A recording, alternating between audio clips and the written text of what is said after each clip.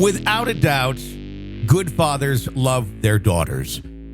But there's only certain terms a good father would use to describe his daughter.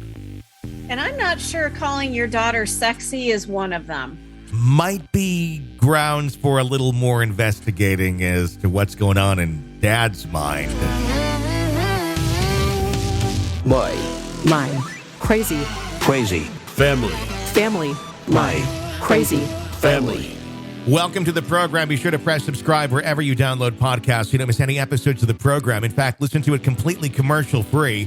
Get access to advanced episodes of the show and the archive. Like I said, all ad-free on Apple Podcasts right now. You can even try that out for 3 days free. Plus, we're giving you a chance to win a $500 Amazon gift card just in time for the holidays, right? Yeah, all you got to do is head over to wherever you listen to podcasts. Give us a review, take a screenshot of it, and then send it to contest@crazyfampod.com, and we will put you in the running to win that gift card. Super, super easy to do. So do check that out. We do greatly appreciate that. And who knows, maybe you'll walk away with some extra bucks for the holidays. Yes, the lineup of stories here today, I'm shaking my head on it. But yeah, family drama. And there's going to be a lot of this very soon for many people because it's almost the holidays. And have you been seeing all of the holiday ads on TV now? I am. I don't watch TV. Well, then you're a smart individual. Yeah, I mean, I watch TV, but I don't watch TV. I don't watch live television. I don't know the last time I've watched live television. I just pretty much do everything on demand, and I do the commercial-free options whenever possible, which is about 99% of the time. Which is really smart, because I'll tell you right now, it is, when we're recording this, we haven't even hit Halloween yet, and there are Christmas commercials probably every break now. Well, isn't that special? Yeah, isn't that nice? Let's for the just holidays. Push into the holidays. Happy holidays, everyone. It's coming, and get ready to cope. This show can probably be part of your coping process as you can realize maybe your family isn't quite as bad as you thought when you hear some of these stories today. Oh, and boy, do we have them. So our first story, it says, "Hello, I've been listening to some episodes of your new podcast, and I have to say that I feel a bit relieved to know that everyone actually has some crazy stories about their family to tell, and I've got a bunch of them as well." There we go. It says, "Sorry for my mistakes. English is not my first language, and I will preface it by saying, if it's not your first language, you're doing amazing, because you'll see as I'm reading the story, there's no issue here." It says, "I grew up at a small farm in the suburbs of a town. It was a family home where my mother and her two siblings grew up. When my grandfather, my mom's dad, married my grandmother, the new bride was not allowed to come and live with him on the farm. Apparently his mother, my great-grandmother, was a very controlling woman who dictated everything happening in and out of the house. By the way, when she first came on the property, she was just a maid, a farm girl, but married my great-grandfather, who later died of a heart attack while slaughtering a pig. So my grandmother came to live with my grandfather when my mother was a baby. She was handled awfully by my great-grandmother and was treated just like a maid. She was working hard farm labor and with her horses on other farms too. Eventually, she turned to alcohol, so much so that her two mares' pulling cart automatically stopped at every pub on the way home from the fields." It's beautiful. "Grandfather was of poor health for a long time and died at quite a young age. They had my mother and twins, a boy and a girl. Grandmother's alcoholism turned for the worse. She got liver cirrhosis when my mom was about 23. Did I mention that by the time things got more complicated because my mother's sister and my father's brother met at my parents' wedding and got married, even though he beat her even before the wedding?" Jesus. Continuing on. Runs rampant. Yeah. "Back to my sick grandmother. She is on the deathbed, and somehow my mother got her to sign documents where the majority of the farm was left to my mother. 1/3 of the land, forests, and fields was to be divided between her two siblings. My mother already had a family, my oldest sister and brother, who was working on the farm. So in her eyes, this seemed fair. But in fact, this triggered the family dispute that has lasted for over 50 fucking years. There are 5 children in our family. All are grown up now, and most of us never knew a time that there wasn't some battle between our parents and their married sibling. They built a house in our backyard because my aunt considered it her right to do so. I remember constant court battles and threatening psychotic letters, poisoned animals, visits from different inspectors. Those were all gifts from our neighbors. This brought so much chaos in our family. Our parents were arguing a lot. My mother was the boss of the family, and more or less everything had to be the way she said, or there'd be a fight with Dad. I'm 40 years old now, and sometimes I still get a flashback from my childhood years. We didn't have a lot of money. We weren't hungry, but we didn't have a car. We never went on family vacations. Every piece of clothing my sibling and I owned was secondhand. Primary school was living hell for me, since I was bullied a lot just because of the fact that everyone knew I was a poor farm girl. Then the story goes on, and I'm seeing some ethics violations in here, but you'll figure out what I'm talking about. I got called to the school dentist. I didn't know that they had a school dentist. That would be, I've never had a school dentist. No, as I was seated in his chair with my mouth open, he said, "Do you have cows at your farm?" I nodded. He proceeded, "So how does it feel to shovel cow manure?" Then he and his nurse and my teacher who was there had a nice big laugh about it. I was only 7 at the time, but I know that they were mocking me and felt like total shit. So your school had a dentist? How sadistic. Or was there? I guess, did they just tell her, "This is the dentist, come over here"?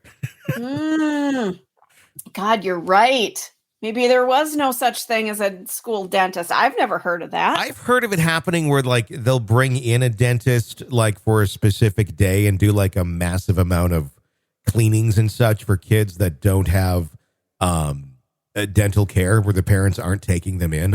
When Harper was in school in Branson, they did that. There was a lot of lower income families that were in the public school system, and a lot of not even just lower income, but meth addicted families. And these kids were not being taken care of at all. It was disgusting.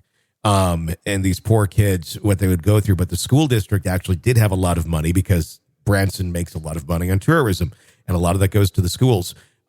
So it was funny. The education system was actually pretty decent there, but the people that were attending these poor kids, they're living in hotels. Their parents are addicts and look like zombies on the street. And if they're making it to school, it's kind of a miracle. I remember going to some of the presentations and school events there, and it was like, oh my God, it's like Child Protective Services should have like just a thing where you go through the door and just like weed out half of the children and get them to good homes.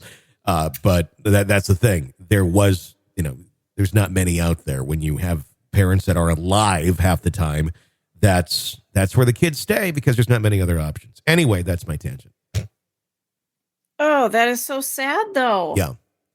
So dental does exist, but I've never seen it like a permanent dentist in a school. I've seen it like, this dental practice is coming in for the week, but that's about it. Okay, well, that would make a little more sense than in this story. Yeah. And not that we were doubting this person, but we were doubting the school that somebody's pulling some shit over on you. So it goes on to say that the nurse and the teacher who was there had a nice big laugh about it. I was only 7 at the time, and I knew that they were mocking me. My mother was talking with the teachers a few times and invited whole classes of school kids to come and visit our farm to look at the animals. Of course, the classes that my sister and me were in as well. Since we didn't have a lot of money, our house was only half built and everything was quite messy inside and outside of the house. So the thing with school kids visiting was really embarrassing. Imagine the majority of your schoolmates don't like you and then they come to your home. I mean, that's, first of all, that's your safe space. You don't want bullies and, kids who don't like you coming to your home. Jeez. Yeah. It goes on to say, anyway, all the arguing about the land stopped a few years back when my mother finally resolved those issues with her sister. Mom got really sick and landed in a wheelchair.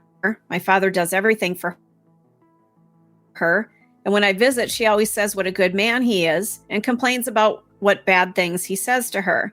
And when I'm alone with him, he basically says the same things about her. My sister told them to get a divorce if they can't work it out together, and they thought that suggestion was unheard of. I told them to talk to a therapist, but their reaction was the same. I know they did the best they could, and they're both very generous people, but because of all the drama, screaming, and fighting, it left all of us children somehow damaged. Despite that, I have to say the older I get, the easier it gets to understand certain things about myself, and I'm trying to repair the damage. All of this is just a very rough description of all the shit that happened in our family. I still have a lot of stories to tell. Maybe some other time. Keep up the good work. All the best. Damn. Yeah, I think time is an interesting thing with that, because for the longest time, the idea of abuse was always physical, especially growing up. It's like abuse. Yep. They're beating you. They're hitting you. And even if that's not going on and your parents, there's mental abuse going on, and they probably were completely unaware that that was even abusive because they likely were just repeating the cycle of what they knew and never had any sort of enlightenment to go beyond that. That certainly leaves its toll. It certainly left its toll for them to repeat it again and do that to their children. And now those children have to, like the writer, have to realize, I don't want to keep doing this. I'm not going to be that type of person. But you can also, at the same point, I think, look at it a little bit, and time, as you may have been very bitter about it for many years, and rightfully so, you can kind of look at it in perspective and go, well, what were the tools that these people were given to raise me, to be a parent, and what sort of, intelligence did they have? And that's where I think some grace can come in, where people that were, unintentionally mentally abused. But of course the damage is done. It did happen, but not everyone who's doing that is necessarily out with nefarious intent. They're just basically, in their mind, parenting in the way that they thought was correct. Again, probably based on how they were parented. Never an excuse for abuse, but I think there's a lot of the mental areas where it's not necessarily out there to be nefarious. It's just very, very dysfunctional behavior that then ends up doing damage as abuse. Well, and I think there's just no checks and balances, especially if you are on this farm and your livelihood and your existence means that you are working from sun up to sundown, and there's no time to have relationships. You are constantly working. Yeah. And we know of a lot of families that were like that. The times of the depression and things like that, all people did was work. That's all they did. And so there was no time to sit back and reflect on, am I treating my kids okay? Fuck it. I'm trying to put food on the table. More like, are they alive? It was more, and that was the bar. Are they alive? Do they have shelter? Do they have food? Okay, I'm doing my job. And it's not, and were there some that, of course, wouldn't abuse that and then just went out to the bar and drank themselves away? Sure. And it's not an excuse for that, but that's what some did. Again, self-medicating, though, too, to escape the sadness and depression that they're feeling and the emptiness that's in their life, because all they can do is go, go, go. And there's just never that piece of sanity, nor were they ever shown that either, too. So they don't know, what it's like to have a loving parent and someone who cares and gives selflessly without just checking the boxes of must have to survive. Yeah. So if they're missing that, they don't even realize, I think, half the time what they're not giving, because they wouldn't know how to give it because they've never had it. What a sad story. But I'm glad that this person is, I think writing this down, typing it out, and sending it in can be really cathartic. So sure. I hope that's how that comes across. Yeah, and I'm glad you found the show and you realized, like they said at the beginning, your family's not as crazy as some of the others. Right? You're good. You got a good story. But yeah, but the thing is, someone will hear that and go, "Oh my God, my family's the same way." It's survivable. But yeah, it certainly does its damage, without a doubt. It is. Yeah, absolutely. So that leads us to our next story. It says, "This is not going to be a long story, but I just wanted to share it. My dad called me sexy. I am 20 years old. I'm female.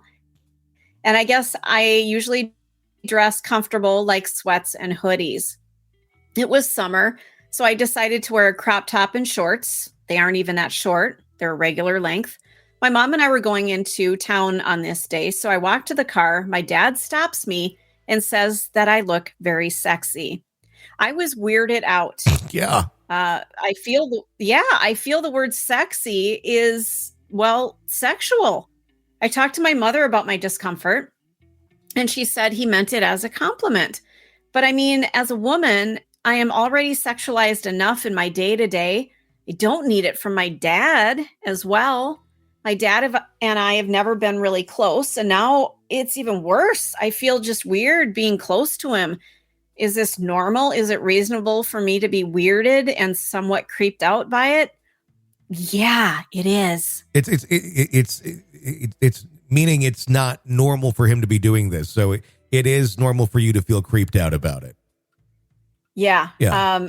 It's interesting when I read this email that came in, it reminded me a little bit of my situation.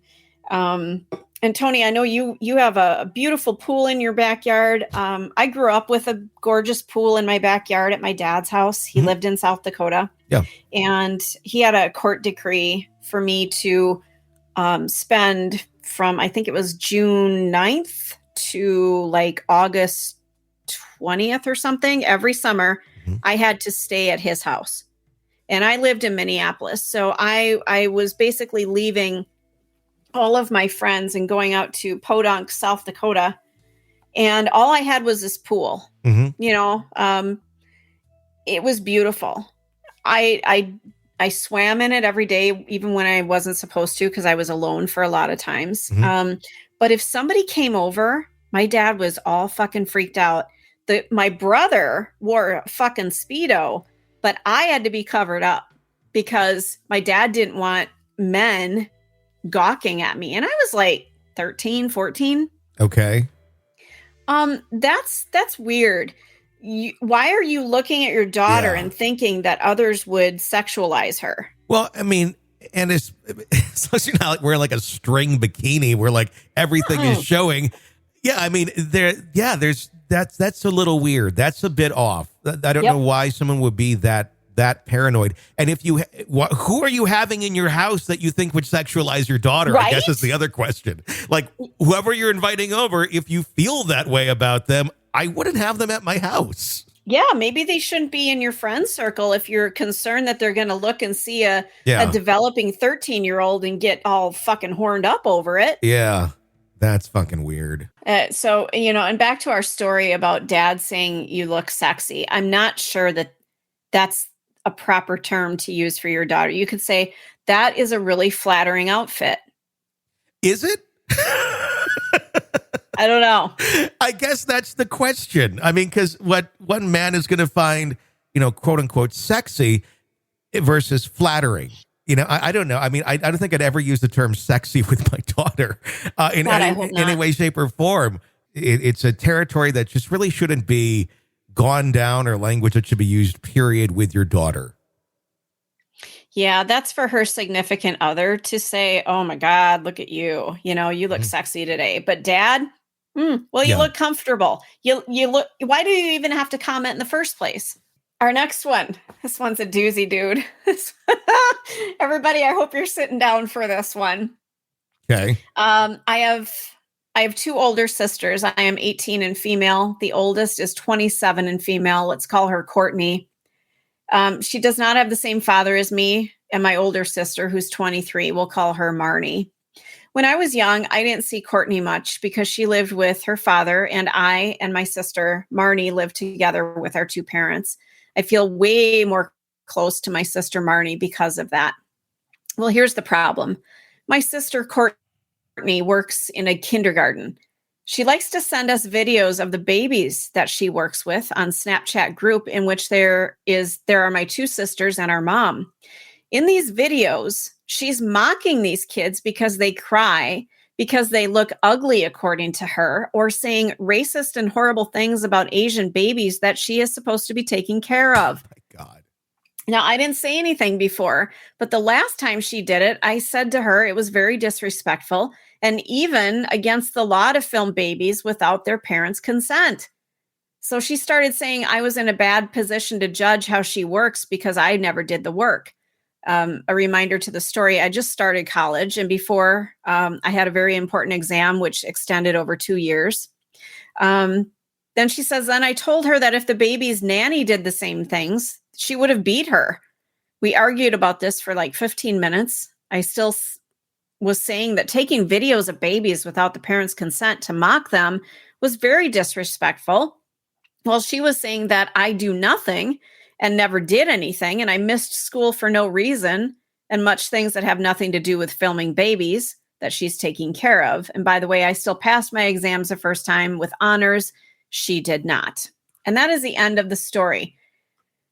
Holy shit. So she's just deflecting everything because she can't handle her own reality of what she's choosing to do or being bad or wrong in it. So she has to find something else to throw at somebody else, which is what people do when they know that they're wrong at something, but will never, ever admit it.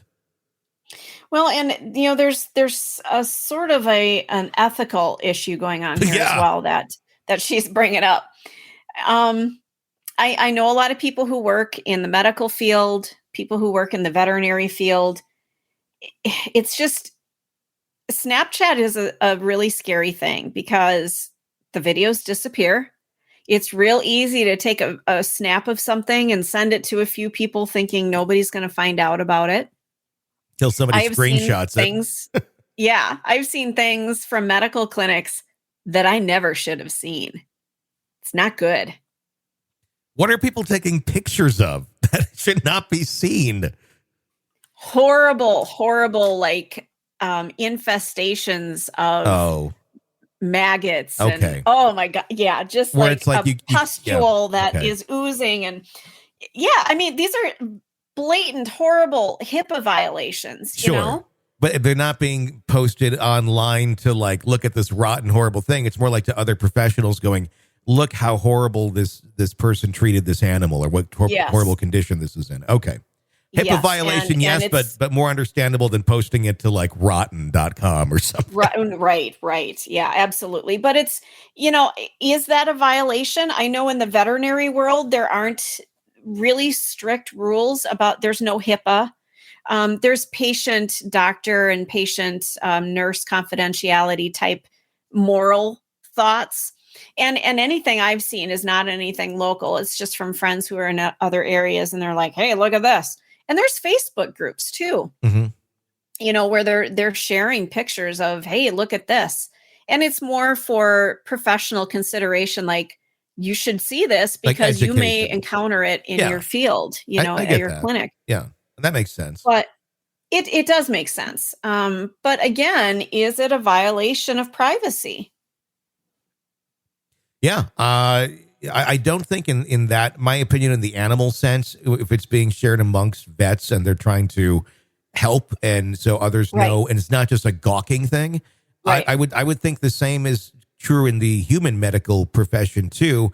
If you're doing this for the right intent and it's to educate someone's coming up that hasn't seen many things, I don't see why there's anything wrong with that. It's another, though, if you're taking pictures and sending them to your family members who have nothing to do with your profession. Right. That right there is a violation. I don't know if it's HIPAA, but I would imagine it'd be a very fireable offense should someone find out that she's doing it. And I mean, potentially, lawsuit there against the business itself for employing someone that's doing that sort of behavior. Well, and one other thing to point out, in the medical field, they do a lot of picture sharing and case sharing, but they also get permission from the patient. Yeah. This usually isn't something like, they're able to share without asking the patient themselves, sure. Are you okay with me sharing this for educational purposes? This case in the daycare, this is a very disrespectful. This is just a horrible person. This is a shitty narcissist is what it is. It's a narcissistic bitch that thinks that she can do whatever she wants. When she's confronted on it, she doesn't even argue her point. She just shuts down and deflects things that she believes to be wrong in other people, doesn't even tackle it, which is what that's how they go on. That's how, they never get confronted. People do try to confront narcissists, but this is what you get. They just start dishing out whatever they think is bad about you, and they have a fucking big giant trove of it in their mind, and it's always there. It's ready to go. When they think of people, it's not this pile of information of like, this person did all these great things for me, or this is a really nice person in my life, or here's a positive. It's like, what horrible things do I have on this person that I can dish out that way or this way? And even if I don't, what kind of beliefs do I have about this person, however unfounded they may be, that I can throw at them to justify whatever the fuck I'm doing? Well, and the other thing that's really got me concerned, this is somebody who's supposed to be taking care of babies and looking out for, very similar to an animal, those who cannot speak for themselves. These babies are in her care. This would be the type of person that accidentally forgets them in the hot car seat. I wouldn't doubt that at all. And why are you mocking children? If you're working with children and you're mocking them, you are not in the right field. There's something very wrong deep down in someone if this is what you're doing. There's a very heavy sadness with that individual if you're going around mocking pictures of babies. It's one thing like, oh, look at this funny face they're making, or they look like an old man, or whatever. Right. You probably still shouldn't be taking pictures of other people's children. But at the same point, that's very different than making racial remarks about the ugly babies, according to you. And I'm going to say this as a white person, and I'm sorry if this comes across wrong, but Asian babies are the most fucking adorable babies anywhere. Fight me on that. They are so precious. What the fuck is wrong with you, woman? I think it's almost probably any child that she has this disdain for, is my guess. There's something dark there. I would be very concerned. If I were the sister, I'd be turning that woman in. I would too. I'd be calling that place and say, look, my sister's been doing this. I was trying to talk to her about how wrong it is. She doesn't seem to understand the levity of this, and I would honestly be concerned about her around children. Then you got this record of it then. And then if something does happen, that place is going to get the shit suit out of them. And it's another reason why they'll have to get rid of her, because there's a record of it then. And if you're sensible, you don't keep someone on board that shows this level of disdain for children or just lack of care. Well, and a baby crying is a baby in distress for some reason, whatever the reason is. So why are you mocking a child that's in distress? There's something there. There's some big issues within that person that need addressing. And you can go work at Starbucks or McDonald's and probably make more money than you're making at the daycare. So you need to get the fuck out of there. That's not the place for you, and you need to be slinging drinks somewhere. It's not the place for you, and you need to be slinging drinks somewhere. I like it. I like it a lot. All right, that's going to wrap up today's episode of My Crazy Family. If you like the program, be sure to keep us on the air and press subscribe on Apple Podcasts. Get to 3 days free and get access to all of our episodes, advanced episodes, and all of it ad-free on Apple Podcasts. Until next time, for Stacy, I'm Tony. Thanks for listening to another episode of My Crazy Family. My crazy family. family. My Crazy family.